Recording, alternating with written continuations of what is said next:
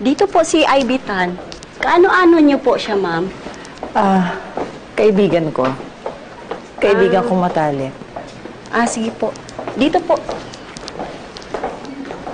Doon po, ma'am, oh. Sa dulo, sa kanan po. Yung kwarto niya. Salamat sa paghatid mo. Thank you po.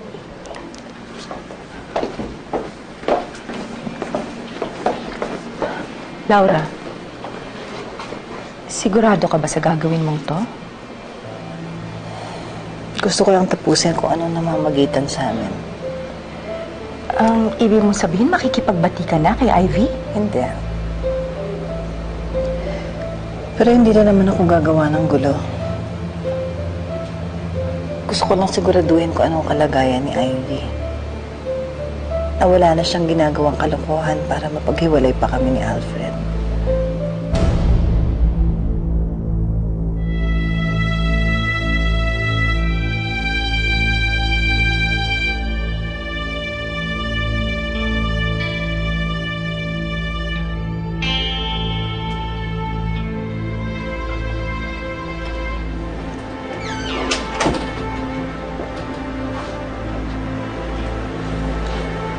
Laura.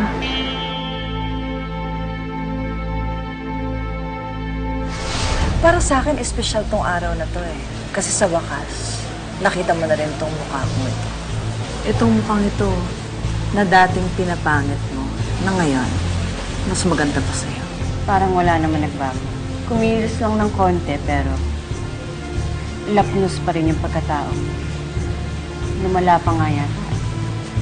Hindi mo masisira ang araw ko. Sino naman yung lalaki nagkamali magpapakasal sa'yo? Maghintay ka lang, Ivy. At sigurado akong luluwa ang mga mata mo pag nakilala ko siya. Dahil sigurado rin ako na may maaalala ka pag nakita mo kung sino yung papakasalan ko. Sandali! Nelson! Huwag mo pakasalan yung babaeng yan! Ako ito, Nelson! Ako si Ivy! Hindi mo na kayang sirain pa ang buhay ko at hindi ko nahahayaang sirain mo ang buhay ko. Kaya umalis ka na! Nelson! Baka bigyan mo pa kami ng kahihiyan. Marunong ka rin pala makipagplastikan, ano? Pinaninindigan mo ba yan para magmakakasosyal at pumagay sa asawa mo? Sigurado siya sa sinasabi niya.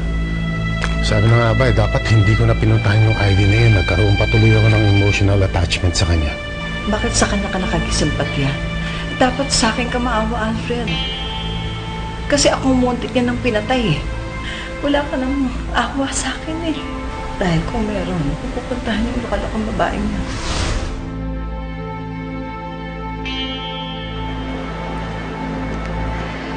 Totoo palang naluloka ka na, impacta ka.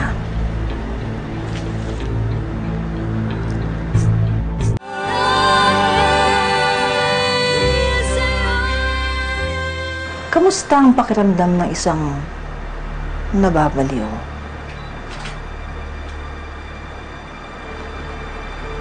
Alam mong isa ka sa dahilan kung bakit ako nagkakaganito.